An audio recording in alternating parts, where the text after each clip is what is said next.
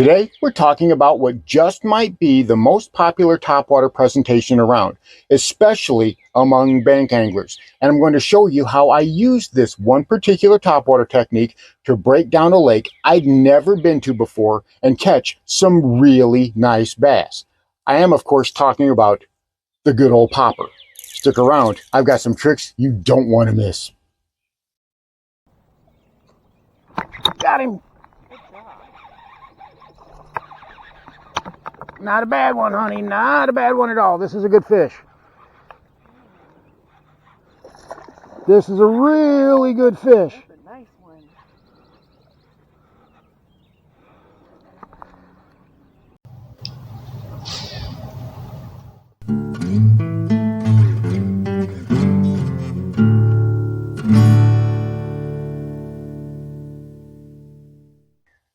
Welcome back to Lowbrow Fishing. And as I said in the opening, today we're talking all about these guys right here. Good old popper. And this is the Rebel popper. Probably the popper most of us think about whenever we think of a topwater popper, especially if you fish from the bank. These things are amazing, and I've caught so many nice fish on them.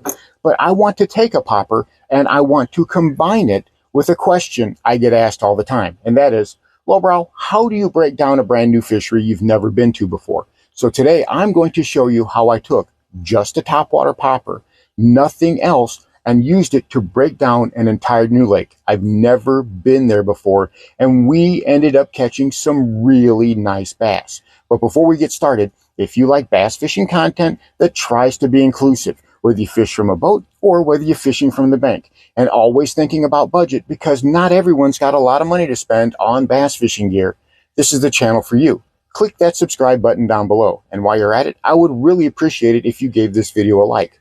Thank you so much. So, how was I able to use just a popper and only a popper to break down an entire new fishery? Well, to give you some sort of back context, to clear things up just a little bit, the wife and I, we've been trying to spread our wings a bit and fish some lakes across the state of Mississippi.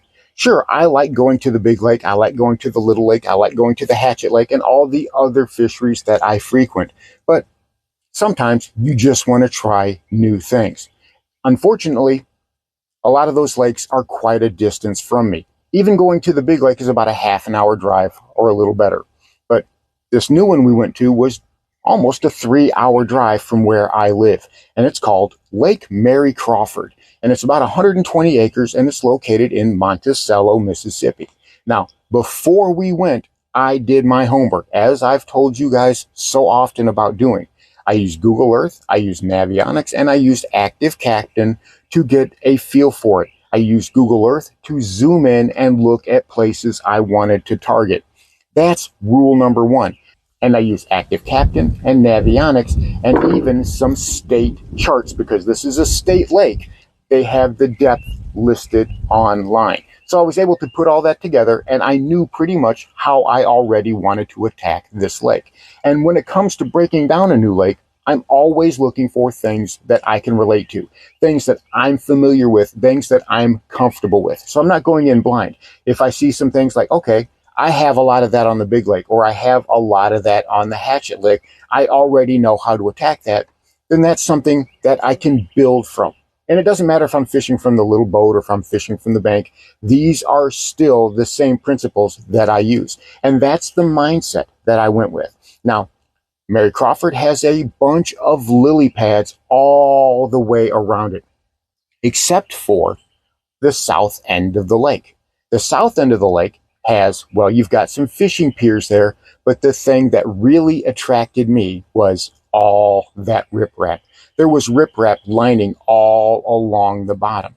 So that was kind of where I wanted to target. I had two places right off the bat that I wanted to focus, and that was great because it gave us a starting point.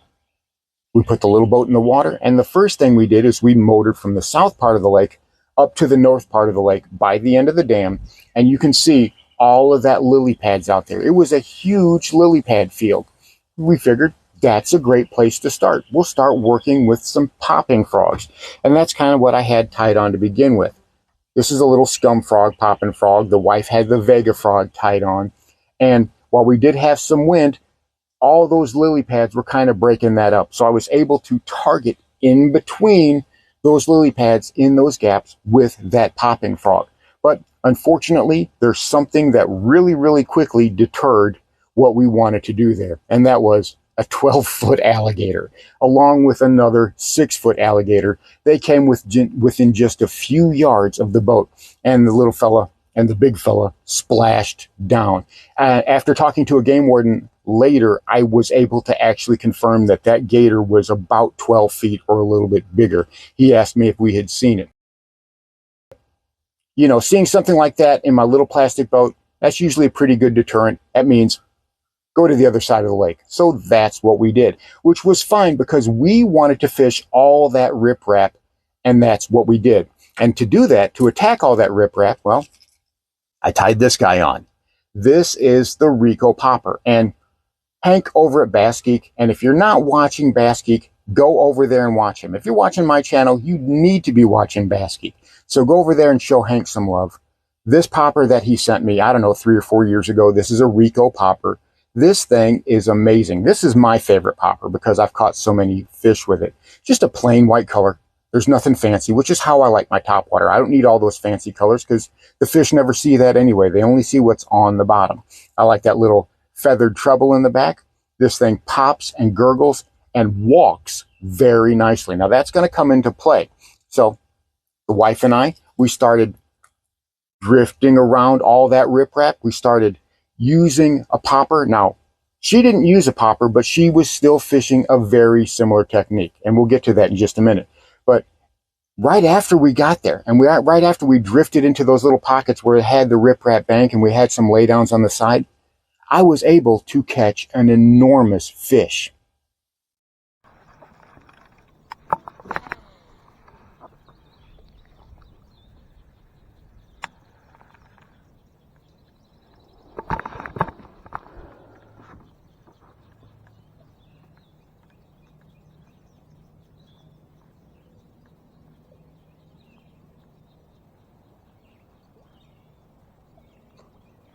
Got him. Not a bad one, honey. Not a bad one at all. This is a good fish. This is a really good fish. That's a nice one.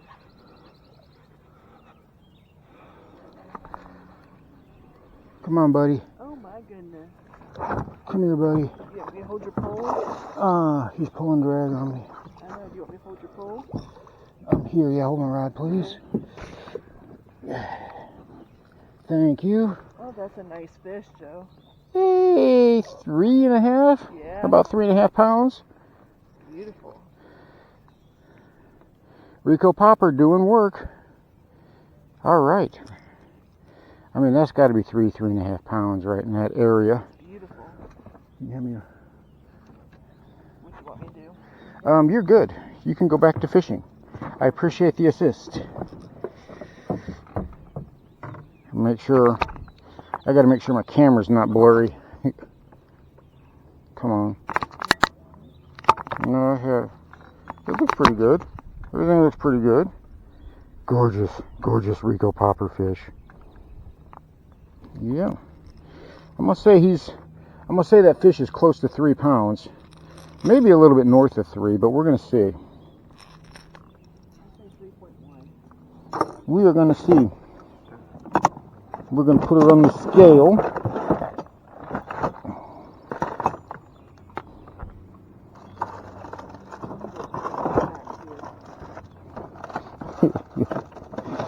Well, there you go, there you go.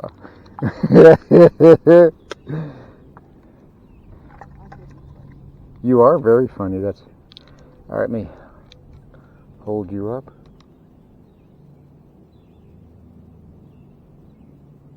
Let it boot. 3.10, 3.1, yeah. 3 pounds. Yep. Oops. Down to 3.08, but that's still. But the thing is I call the weight on these fish, and people say, did you weigh it? Did you weigh it? Yes, I'm weighing this fish, but look how close it is. I said 3 pounds, right at 3 pounds, and there it is. And I said 3.1. Mm-hmm. Right on. I'm just saying that a lot of people are like, you don't know how much those fish weigh. I have caught and weighed hundreds of fish. But anyway, I'm usually really close to how much fish weigh. I figured that was about 3 pounds. All right, beautiful fish. We sure do appreciate it. Thank you, buddy. And there she goes. Gorgeous, gorgeous. So a 3.1 pound bass. Absolutely gorgeous. And I know that video segment was just a little bit on the longer side. And I did that on purpose just to show you how weighing the fish, getting everything out, how much that actually bogs down the pace of the video, which is why I hardly ever do it. And even then, I've edited some of that out, so it still moves as fast as I can get it to. But if you're wondering why I don't show me weighing the fish and all these other things, it's because it breaks up the pace of the video. That's when I get a lot of people just clicking off and going someplace else. If I keep the video moving along, then viewers stay around longer. That's why I do that. But you can see that was a 3.1 pound bass. That was the first fish we caught. And it wasn't even 10 minutes of working that popper. It probably wasn't even 5 minutes of working that popper. And I worked it in a very specific way. We're going to head out on the water, and I'm going to show you some different ways you can work a popper that are super, super effective, not just for me, but it's something that the pros do. All right, we're going to cast it out there just like that, and we're going to let it sit and let the rings dissipate for a good minute. And then I'm going to give it a few good pops successively, and then I'm going to let it sit, you know, however long. Sometimes I'll let it sit for 10 or 15 seconds, and then I'm going to do it again. The trick is to seem like an animal or a prey species or some morsel of food is panicked and desperately trying to escape or stay alive or whatever. And they work in flurries and then they stop, especially when they're almost to the end. And that kind of retrieve with a popper, that's what's really effective with me. That's how I catch the most of my fish. Now, I've seen guys like Rick Clun who casts it out there, especially with a Rico popper, and he'll actually tap it all the way back to the boat. He doesn't want it to chug. If it makes the chugging sound, then that's not what he wants. He wants just to spit a little bit, kind of walk, kind of rattle, and that's his bread and butter as far as working a Rico popper. Now, it's not something that I've ever had success with, but I mean, he's Rick Clun and I am not, so who am I to argue? But those are just a few ways we can work a popper. You can work it faster, you can work it slower, but for me, a popper is going to be more of a targeted area. I'm fishing smaller areas of water. I'm targeting things like that lay down. I'm targeting things like openings between lily pads or hydrilla or milfoil. Or if I know that there are bass in the area, I'm going to be targeting them and working it slowly through that area, especially if they're being lethargic. And that's kind of the keys to the kingdom. That's kind of how I'm working it. That's kind of what's working well for me. Very simple retrieves, very easy to do. You can do this from the bank, no problem. As a matter of fact, a popper is one of the best topwaters from the bank. So those are some pretty easy to do retrieves. I like to work it really hard, really fast for just a little bit and then stop it. On the rare occasion, I will work it for longer times, maybe not even giving it a rest. Now, the reason I was doing that in that particular water is because the water was very stained, very tannic. It wasn't muddy. This was the color that lake presents with commonly. It's not ever going to be a real clear water fishery.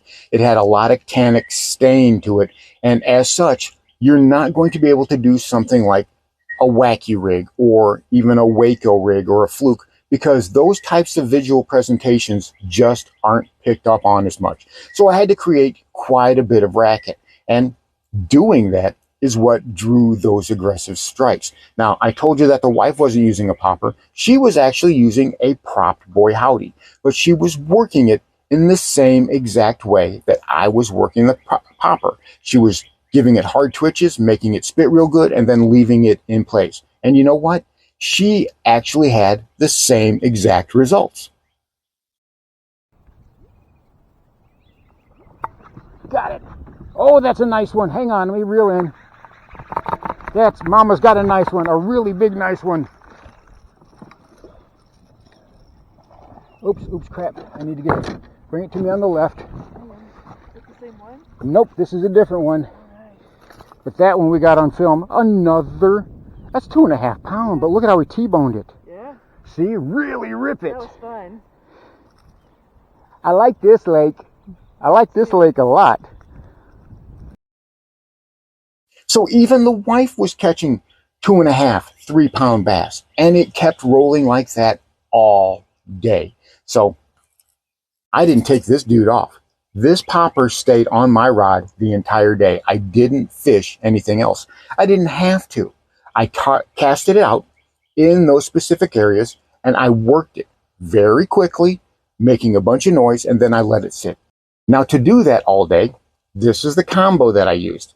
This is a 7'3" ducket, medium heavy with a fast action tip. Now I really like this rod because it's got those stainless steel line ties. There's no ceramic in there to pop out, so that's just one less worry. And it's a very sensitive rod. Now the tip is a little bit springy for my liking. You know, it kind of has a little bit more wobble on the cast than I want to, so it does affect the accuracy. But with a 7'3" rod, you're not going to be worried so much with accuracy as you would something with, say, a 6'10" or even a 7-foot rod. I've got this. This is 30-pound braid, and I'm using a 17-pound fluorocarbon leader. And this is just how I had it tied on when I'm normally fishing the big lake. I may not have needed that leader simply because I'm fishing topwater and that water was so murky, but I already had the leader on this rod, so that's what I went with. And this, again, this is my new Abu Garcia. This is a Revo SX reel. These run about $170. This has got a 7:3-to-1 gear ratio, so it's a fairly fast rod. And I like faster reels whenever it comes to topwater fishing, because a lot of times I'm working that bait in specific spots, and then I'm bringing it back, and then I'm casting it out, working it in specific spots, and then bringing it back, rather than covering long stretches of water. So that's the magic of how I was doing it. So there you have it, how I took just one lure and spent an entire day breaking down a new lake. Was able to catch some really nice fish, and it's something you can easily replicate. Give it a try. I think you're going to love the results. Thanks for watching Lowbrow Fishing. We'll catch you in the next one.